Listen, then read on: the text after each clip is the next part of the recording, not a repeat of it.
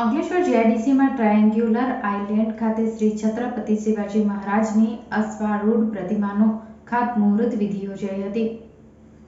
અંકલેશ્વરમાંની કર્મભૂમિ બનાવી હજારો મહારાષ્ટ્રીયન અંકલેશ્વરમાં વસવાટ કરી રહ્યા હતા।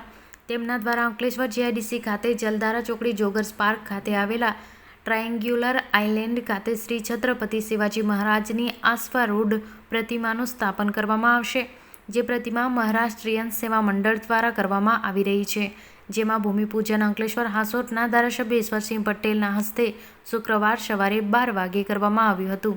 આ પ્રસંગે એઆઈએ પ્રમુખ Jasu Chaudhari, notified chairman Harshad Patel, GIDC DM Rajesh Bhojak, chief officer GIDC Chintan Patel તેમજ સમાજના ટ્રસ્ટી નાથુભાઈ દોરીક સહિત સમાજના અગ્રણીઓ ઉપસ્થિત રહ્યા હતા।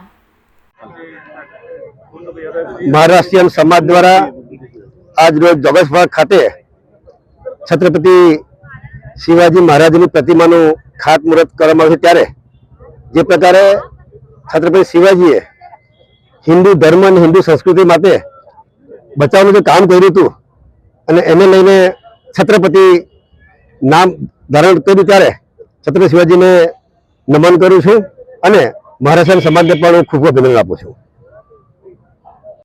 जय शिवाजी, जय भवानी।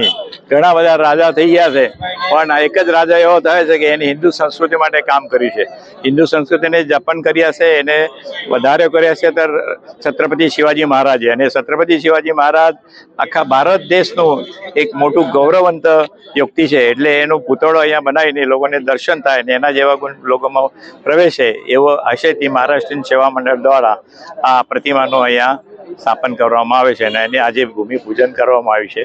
આપ સૌનું અભિનંદન।